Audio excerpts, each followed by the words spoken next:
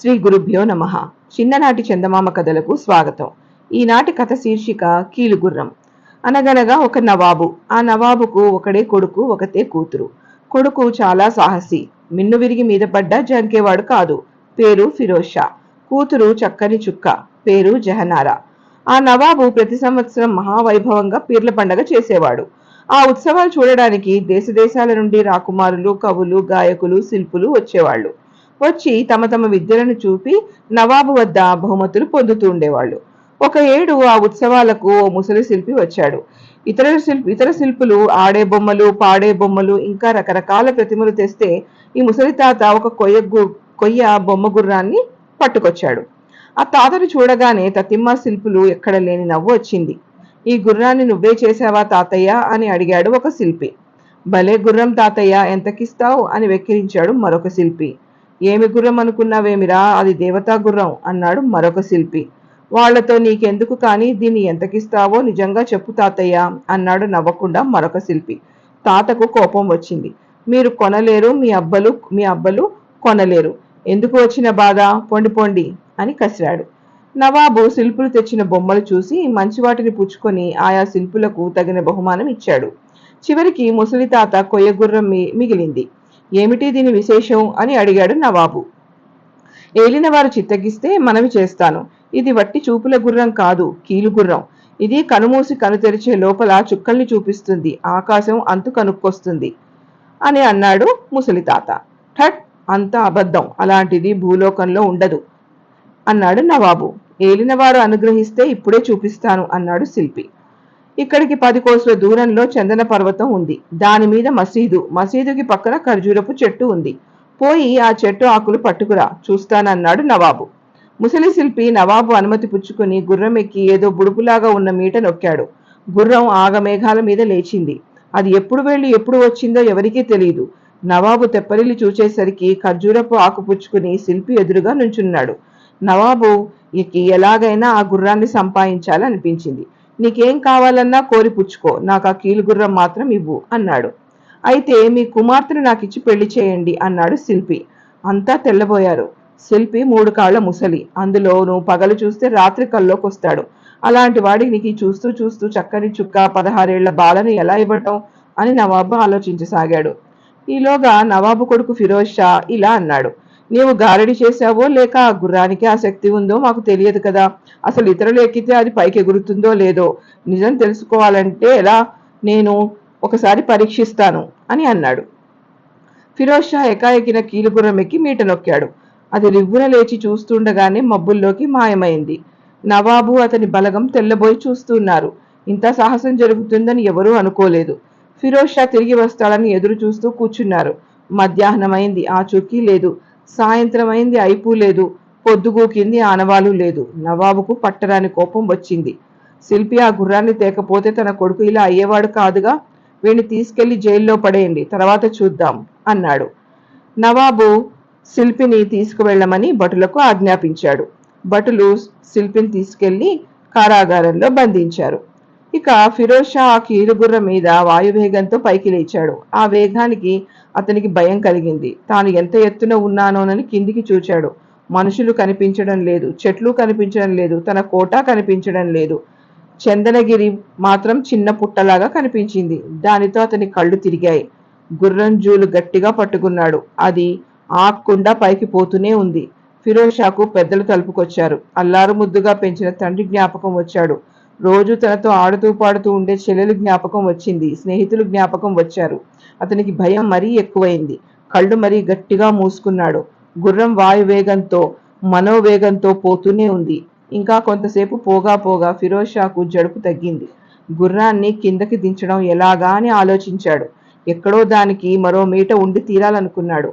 జూలులో వెతికాడు, కనిపించలేదు. జీను పక్కన ఉన్న చీలలు తిప్పి చూశాడు. లాభం లేకపోయింది. చివరకు విసిగెత్తి దాని 2 చెవులు పట్టుకున్నాడు. గుర్రం వేగం తగ్గి మెల్లగా కిందకి దిగసాగింది. అప్పటికి అతనికి ప్రాణాలు కుదుటపడ్డాయి. గుర్రపు చెవులు 2 ఇంకా గట్టిగా వెనక్కు లాగాడు. చర్రున అది కిందకు దిగసాగింది. అలా దిగి దిగి చివరకు ఒక 7 అంతస్తుల మేడ మీద వాలింది. అప్పటికి బాగా పొద్దుపోయింది.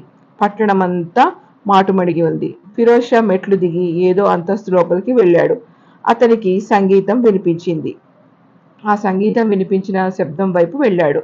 మరకత మాణిక్యాలతో దగదగా మెరుస్తూ ఉంది ఒక పెద్ద గది. లోపలికి వెళ్ళాడు. అక్కడ ఒక హంసతూలిక తల్పం మీద రాజకుమార్తె పండుకొని ఉన్నది. ఆమె చుట్టూ చెలికెత్తెలు పండుకొని నిద్రపోతున్నారు. ఫిరోజ్ షాకి తన కళ్ళను తానే నమ్మలేకపోయాడు. కలగంటున్నానేమో అనుకున్నాడు. తన ఒళ్ళు తాను గిచ్చుకున్నాడు. బాధ తెలుస్తూనే ఉంది. అప్పుడు అదంతా నిజమని అనుకున్నాడు. మళ్ళీ ఒకసారి రాజకుమార్తె వంక చూశాడు. చుక్కల మధ్య చంద్రుడిలా ఉంది. బంగారపు జుట్టు తళతళా మెరుస్తూ ఉంది. మెల్లగా వెళ్ళి ఆ జూలు మెల్లగా తాకాడు. రాజపుత్రి కళ్ళు విప్పి అతన్ని చూసింది. ఫిరోజ్ షా ఆమెను పక్కకు తీసుకువెళ్ళి తన కథంతా చెప్పాడు. తనతో పర్షియాకు వచ్చి తన్ను పెండ్లాడవలసిందిగా ప్రార్థించాడు. వంగరాజపుత్రి కూడా అతన్ని ప్రేమించింది. రెండో వారికి చెప్పకుండా అతని వెంట బయలుదేరింది. ఇద్దరూ కీలుగుర్రం ఎక్కి పర్షియాలో తమ పట్టణం ముందు వాలారు. మేళతాళాలు బాజాభజంత్రీలు లేకుండా కొత్త పెళ్లి కూతుర్ని అంతఃపురానికి తీసుకువెళ్ళడానికి ఫిరోజ్ షాకి మనసు ఒప్పలేదు. రాజపుత్రికకు ఇప్పుడే వస్తానని చెప్పి ఆమెను గుర్రాన్ని అక్కడ తోటలో బంగళాలో దింపి ఒక్కడే ఇంటికి వచ్చాడు. నవాబు సంతోషానికి మేరలేకపోయింది. వెంటనే శిల్పిని విడుదల చేయించాడు. రాజపుత్రిని తీసుకురావడానికి ప్రయత్నాలు ప్రారంభమయ్యాయి. ఈ సంగతంతా శిల్పి విన్నాడు. గుట్టు చప్పుడు కాకుండా రాకుమారి దగ్గరికి వెళ్ళి మిమ్ము ఈ గుర్రం మీద అంతఃపురానికి తీసుకొని రమ్మన్నారు అన్నాడు. ఆమె నమ్మి కీలు గుర్రం ఎక్కి అతనితో పాటు కూర్చుంది. శిల్పి మీట నొక్కాడు. గుర్రం రివ్వున లేచిపోయింది. మేళతాళాలతో రాజపుత్రికి ఎదుర్కోలు ఇవ్వడానికి వచ్చిన పరివారం జరిగిన మోసం తెలుసుకొని ఈ వార్త విని ఫిరోజ్ షా దిగులు పడ్డాడు. రాజపుత్రి లేక తాను బ్రతకడం వల్ల కాదనుకున్నాడు. ఎలాగైనా ఆమె తిరిగి తీసుకురావాలని కాలినడకన బయలుదేరాడు. శిల్పి ఎక్కిన గుర్రం పోయి గ్రీసు దేశంలో ఒక మైదానం మీద దిగింది. రాజకుమారి శిల్పి చేసిన మోసం తెలుసుకుని ఏడవసాగింది. ఆ ఏడుపు వేటకు వచ్చిన గ్రీసురాజు చెవులన పడ్డది. అతడు చెప్పున వచ్చి జరిగిన మోసం రాజపుత్రి వల్ల విని శిల్పి తల నరికివేశాడు. గ్రీసురాజు కూడా వంగరాజపుత్రి మీద ప్రేమ ఏర్పడింది. ఇది ఏమాత్రం ఆమెకి ఇష్టం లేదు. రాజు బలాత్కారం నుంచి తప్పుకోవడానికి పిచ్చి ఎత్తినట్లుగా నటించసాగింది. దగ్గరకు వచ్చే వాళ్లను రక్కేది, పీకేది. రాజు ఎంతో చిన్నపోయాడు. ఆమె పిచ్చి కుదర్చడానికి ఎందరో వైద్యుల్ని పిలిచాడు. ఎన్నో మందులు ఇప్పించాడు. లాభం లేకపోయింది. నిజమైన పిచ్చి అయితే కదా అసలు కుదరడానికి. ఇక్కడ ఇలా జరుగుతూ ఉండగా అక్కడ పర్షియాలో కాలినడకన బయలుదేరిన ఫిరోజ్ షా ఊళ్ళు దాటాడు, ఊకలు దాటాడు, చీమలు దూరని చిట్టడివి, కాకులు దూరని కారడవి దాటాడు. ఎక్కడా తన రాజపుత్రి జాడ తెలియలేదు.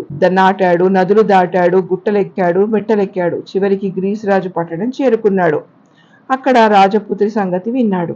ఫిరోజ్ షా వైద్యుని వేషంలో రాజు దగ్గరికి వెళ్ళి నాకు భూత వైద్యం తెలుసు, రాజపుత్రి పిచ్చి కుదురుస్తా అన్నాడు. రాజు సంతోషించి అతన్ని అంతఃపురంలోకి తీసుకెళ్లాడు. కొత్త వైద్యుడిని చూడగానే రాకుమారికి పిచ్చి కొంచెం తగ్గిపోయింది. రాజా, ఈ అమ్మాయికి ఒక కీలుగుర్రం మూలాన ఈ వ్యాధి కలిగింది. ఈమెను ఆ గుర్రం మీద ఎక్కించి చుట్టూ గుగ్గిల ధూపం వెయ్యాలి, మంత్రాలు చదవాలి. అప్పుడు గాని ఈ వ్యాధి పూర్తిగా పోదు. 10 ఏళ్లు గడిస్తేనే కీలుగుర్రం చేస్తాను అన్నాడు ఫిరోజ్ షా. ఈ భాగ్యానికి 10 సంవత్సరాలు ఎందుకు? మన దగ్గర ఒక కీలుగుర్రం ఉంది, దానితో చికిత్స చెయ్యి అన్నాడు రాజు. ఫిరోజ్ షాకి పాచిక పారింది. రాజకుమారిని కీలుగుర్రం ఎక్కించి చుట్టూ దట్టంగా గుగ్గిల ధూపం వేయించాడు. ఆ పొగతెరలో తాను కూడా కీలుగుర్రం పైకి ఎక్కాడు. మీట నొక్కాడు. వాయు వేగంతో కీలుగుర్రం ఆకాశంలో ఎగిరిపోయింది. ఫిరోజ్ షా బెంగాల్ రాకుమారితో క్షేమంగా ఇంటికి వచ్చేశాడు. వారిద్దరికీ వైభవంగా పెళ్లి జరిగింది. పెండ్లి నాటి రాత్రి బెంగాల్ రాకుమారి కీలుగుర్రాన్ని తగలబెట్టించింది. దానితో వాళ్ళ కష్టాలు తీరిపోయి హాయిగా రాజ్యం వేలుకుంటూ 100 ఏళ్ళు బ్రతికారు. ఇక కథ కంచికి, మనం ఇంటికి.